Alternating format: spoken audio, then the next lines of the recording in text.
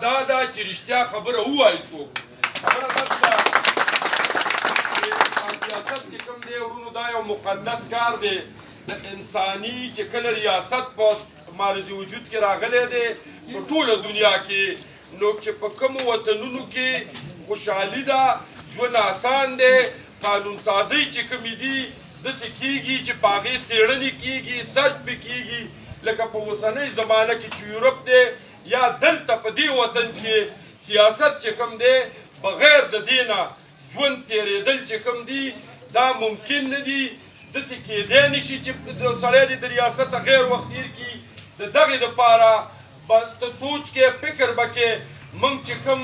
مذهب باني په قرآن پاک کې مې یو آیات دی د هغې معنا او مقصد دا دی چې کوم قوم د خپل حالت بدلېدو کوشش نه کوي الله تعالی د هغوی حالت نه بدلوي. څوک چې په خپله باندې د ښې او د بدې د دپاره جدوجهد سټرګل تمیز فرق نه کوي په مفهوم کې دا د هغې حالت چې کوم دی الله هم نه بدلوي. لنډه به دا ووایو د موسم وجم ده د ټیم وجم ده او بیا لکه ملکي حالات هم داسې دي چې ډېره ګڼه باندې دې وخت کې موږ کوم چې طبي ماهرین دي سیولایز او مهذبو خلکو ته په ځان ښه نه ښکاري چې موږ دا وکړو خو دا ډېره زیاته مجبوري وه زموږ دې وجې نه موږ مختصر کار وکړو چې په دې وطن کې د کومې پارټۍ حاضر ټیم اقتدار ورسره لاس کې دی د هغې وزیر اعظم هم دی په څلورو واړو صوبو کې حکومت هم دی د څلورو واړو صوبو وزیر اعلیګان هم دي ګورنران هم دي او ټول طلب رسد منیجمنټ د هغوی په لاس کې دی. زموږ صوبایي ممبر او زموږ قومي ممبر هم د پی ټي آی دي. نو زه هغوی ته وایم چې دا ممکنه ده چې زموږ د علاقې د هغوی په سلینډر کې ګیس راوړي او زه تاسو ته دا په دعوه سه وایم چې یو وزیر اعلی د قومي وطن پارټۍ زه به د مرغانو کلي ته ووایم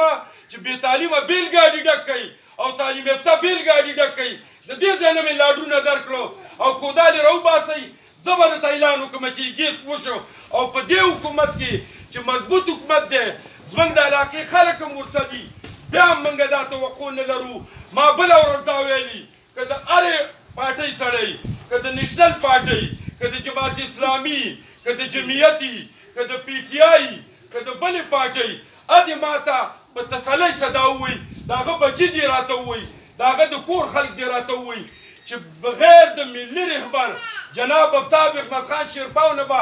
غیر دې علاقې ته څوک ګیس راولي دا دې په ایمان ووایي او زه ورته په ایمان وایم زه په تسلي کوم چې د رهبر په لاس کې راله ګیس به هم کوي ته چې په کوم سړک ځې ته چې په کوم پل راپورې وځې ستا بچی چې کوم سکول ته ځي ته چې کوم اسپتال ته ځې په دې علاقه کې که کوم روزګار ورکړی شوی دی دا یو ملي رهبر جناب افتا احمد خان شیرپاو ورکړی یعنې 15 کاله نیشنل هم حکومت کړی 15 کاله ملا حکومت کړی او 15 کاله د دې نه وړاندې د پرویز مشرف حکومت او بیا اوس چې کوم دی دې وخت کې د دې حکومت هم په زور او شور سره چالو دی په ټاټې کې به له سیمټ راوړي یا به د سولر بلب راوړي په سلینډر کې به له ګیس راوړي نه راوړي ورونو دغه رنګ به سوچ کوئ فکر به کوئ. یو خبره دې مشرانو ته کوم او خپل ګران مشر جناب سکندر حیات خان شیرپاو ته دا وایم چې زموږ د قبایلي سماجي صحیح دلته چې کوم نومونه واخیستی شو لکه د جناب علي خان د انور خان کاکا د مینشاه لالا د شاهینو نه دا ګپ نه دی دا به اوس مري خو دا به د دې ځای نه ځي نه دا چې یو تقریبا 40 کاله پس یا 50 کاله پس علي خان په قومي وطن پارټۍ کې اعلان وکړو دا هغه ټوپۍ نه ده دا په یو قانون په یو څه په دغه باندې ورکولو رشوت ورکولو یا څه په تمه ورکولو دا لرې کېږي نه دا ډېره د خوشحالۍ خبره ده. زه د خپل ځان او د خپلې پارټۍ د طرفه دا وایم چې څوک پاتې دي په دې کلي کې چې دې خلکو ټیک فیصله وکړه او د سوچ او د فکر فیصله وکړه. زه دا امید لرم دې نوو ملګرو ته وایم چې یو جنډه به لګوو په مرغانو کې دا به دویم شیرپاو وي. ډېره مننه ډېره شکر.